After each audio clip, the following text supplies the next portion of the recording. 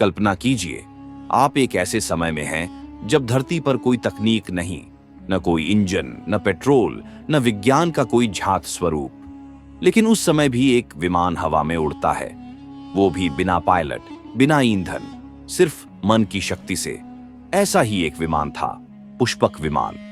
रामायण में वर्णित यह रहस्यमयी यान केवल एक कहानी नहीं, बल्कि प्राचीन भारत के उस विज्ञान की झलक है जिसे आज हम भूल चुके हैं। वाल्मीकि रामायण में वर्णन आता है कि रावण ने यह विमान कुबेर से छीन लिया था। कुबेर, जो धन के देवता माने जाते हैं, उनके पास यह विमान था, स्वर्ण निर्मित, भव्य और उड़ने में सक्षम। लेकिन सबसे चौंकाने वाली बात यह थी कि यह विमान मानसिक निर्देशों से चलता था। जी हाँ, इसे उड़ाने के लिए न कोई बटन दबाने की जरूरत थी, न पायलट की। सिर्फ सोचिए और विमान उसी दिशा में उड़ने लगता था। राम रावण युद्ध के बाद जब रावण मारा गया, तब विभीषण ने श्री राम को पुष्पक विमान सौंपा और श्री राम, सीता, लक्ष्मण और हनुमान इसी विमान से अयोध्या लौटे। इस घटना को रामायण का पुष्पक वापसी प्रसंग कहा जाता है। यहाँ एक सवाल उठता है, क्या यह सब केवल एक पौराणिक कथा है या इसके पीछे कोई छुपा हुआ वैज्ञानिक सत्य है? अब जरा गहराई से सोचिए, एक ऐसा यान जो हवा में स्थिर रह सकता है, दिशा बदल सकता है, बिना ध्वनि के उड़ सकता है, क्या यह आधुनिक ड्रोन या एंटी ग्रेविटी टेक्नोलॉजी से मेल नहीं खाता? भारतीय ग्रंथों में एक और आश्चर्यजनक बात आती है, वैमानिक शास्त्र, जिसे महर्षि भारद्वाज ने लिखा था। इसमें लगभग 5000 साल पहले 4 प्रकार के विमानों का विस्तार से वर्णन है। पहला, शकुना विमान, पक्षियों की तरह उड़ने वाला। दूसरा, सुंदर विमान, लग्जरी और आरामदायक। तीसरा, रुक्म विमान, सोने जैसा चमकदार। चौथा, त्रिपुरा विमान, 3 स्तरों में उड़ने वाला, जमीन, जल और आकाश में। अब सोचिए, क्या किसी कल्पनाकार को इतनी बारीकी से विमान की संरचना, गति, ध्वनि नियंत्रण और आंतरिक उपकरणों की जानकारी हो सकती है अगर वो सिर्फ कल्पना करता हो? नहीं, यह तभी संभव है जब ऐसी तकनीक किसी युग में वास्तव में अस्तित्व में रही हो।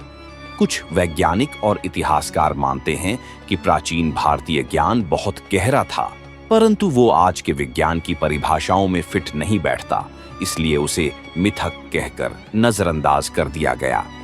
नासा के कुछ शोधकर्ताओं ने पुष्पक विमान के विचार को पढ़ा और यह स्वीकारा कि यह हाईली एडवांस्ड थॉट मॉडल है, जो एंटी ग्रेविटी या इलेक्ट्रोमैग्नेटिक प्रोपल्शन जैसी अवधारणाओं से मेल खाता है। अब सवाल आता है, क्या पुष्पक विमान एलियन टेक्नोलॉजी थी? कुछ सिद्धांतों के अनुसार हमारे ग्रंथों में वर्णित देवता संभवतः उन्नत अंतरिक्ष यानों से पृथ्वी पर आए एलियन विजिटर थे और पुष्पक विमान उन्हीं की तकनीक का एक नमूना हो सकता है। इसी कारण ऐसे विमान मन से संचालित, दृश्य अदृश्य और अंतरिक्ष में उड़ने की क्षमता रखते थे। एक और दिलचस्प तथ्य, श्रीलंका के पास एक स्थान है, रावण की गुफा, जहां से ऐसी कहानियां जुड़ी हैं कि वहां रावण ने अपने विमानों को छिपा रखा था। स्थानीय लोग आज भी मानते हैं कि वहां गुफाओं में प्रवेश करने वाले लोग वापस नहीं आते। क्या यह किसी प्राचीन हैंगर या टेक्नोलॉजी बेस का संकेत है? तो क्या पुष्पक विमान सिर्फ एक पौराणिक विमर्श है या यह एक खोई हुई तकनीक का प्रतीक है जिसे हमने समय के साथ खो दिया?